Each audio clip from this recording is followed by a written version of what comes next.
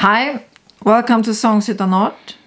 Me, Annika Göran Rodell, my blog about artful leadership for change and conversations on the blue sofa together with my mother, Gerd Göran, artist, 104 years old.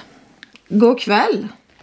God kväll, det är mörkt. Det är skymning. Ja. I augusti. Vi får kura skymning. Ja, det får vi göra. Ja, och du har fått lite längre ljust hår här nu. Ja, snart är det rätt färg på det hela. Ja, och jag börjar få mörkare hår under. Ja. Spännande. Ja, men vi är i samma tid tror jag. Samma tid. Vi ändrade på det här på samma gång. Jag tänker på en annan sak, mamma. Jag tycker det är så intressant. Jag sitter och kör min bil fram och tillbaka till jobbet. Men det är 1,5 mil. Jag kanske kan börja cykla när det blir en cykelväg. De håller på att bygga en cykelväg. Ja. Men det är en väldigt farlig väg där så att man kan inte riktigt cykla på den här vägen. Men du kom hit 1953 och ni hade ingen körkort och ingen bil. Nej, vi cyklade ner till Hällefors. Hur var det? Ja, vad skulle vi... Det var ju vårt sätt att komma ner. Men man hade också en glesbygdsmöjlighet. Men inte från början? Nej, inte från början har du rätt i. Nej, för det kom ju både glesbygdstaxi och det fanns en liten sån här varubuss. Men jag tror inte den fanns från början. Nej, det har du rätt i. Jag minns inte riktigt gången av det hela, men att vi har gått och cyklat och skridskor till Hällefors och skidor och allt vi har gjort. Och det är 7 kilometer dit. Ja, men jag fram och tillbaka. Så att... För jag tycker att det var lite tufft. Ni bodde i Stockholm och så flyttade ni ut hit. Och så skulle ni ha barnen och ingen bil och... Ja, jag tyckte det var liksom inget att tänka på så att det var det sättet. Och då inrättades man efter det. Så man anpassade sig? Man anpassade sig. Men det var ju också en annan tid då än vad det är nu. Ja, för det var få som hade bil här. Det var när ungdomarna växte upp, då ändrades tiden. Då hade alla bil sen. Då kom alla bilar när de unga pojkarna som kom i bilåldern. Det var ju genast att skaffa sig bil. Ja.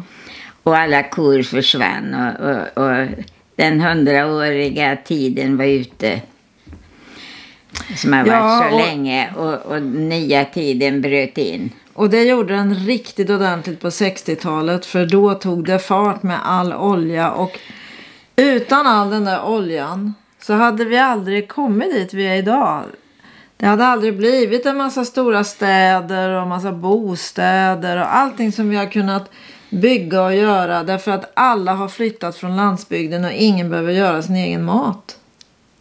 Odla sin egen mat. Nej, men det var ju utvecklingen. Det tyckte man ju var så framåt och allt var möjligt. Fantastiskt. Ja. Och samtidigt så har vi med hjälp av oljan skapat en av de värsta restprodukterna, svinnprodukterna som finns, koldioxid. Så man undrar vad det mer ska komma i dagen som inte vi ser och förstår. Men man kan ju lära sig någonting, tänker jag, av dig. Och även av vår granne Margareta och Kai som köpte ett hus här och de har inte heller någon bil. Nej. Så de kommer åkande från Stockholm och så tar de cykeln eller så går de hit. Det är inte många som skulle göra det idag. Nej, men det är den här övertygelsen och känslan över att göra rätt i naturen. Ja, men också att man kan ju välja det. Ja, det är klart, man behöver ju inte köpa huset här. Nej, men sen behöver man kan ju... Nej, men alltså att man ändå väljer, okej, det är 7 kilometer, vi kan gå och åka cykel. Ja. Så jag känner också det där att vi behöver fundera på vad är det vi skulle kunna faktiskt anpassa oss till. Vi skulle ju få mycket bättre motion. Men hur är det? Hälsosammare kroppar. Kan du tänka dig det här gården utan bil? Men det är ju så, det ska till Stockholm, man ska till Karlstad, man ska till Örebro, man ska överallt. Ja, men jag tror att vi måste tänka den utan bil till slut. Ja, Därför att som det ser ut nu, om inte man kommer på något väldigt smart, så kommer oljan antagligen att halveras fram till 2050. Då ska alla länder i hela världen slåss om en halverad oljeproduktion. Men hur är det med alla den nyfunna oljan? De kommer rätt som det är här och där också. Ja, men väldigt mycket som jag förstår i alla fall av den oljan som finns är...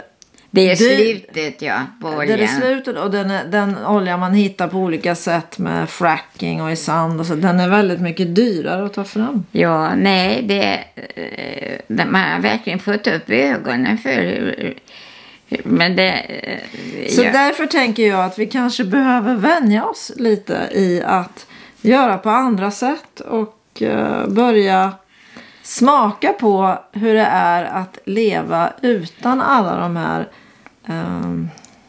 det som vi tar för givet som våra rättigheter.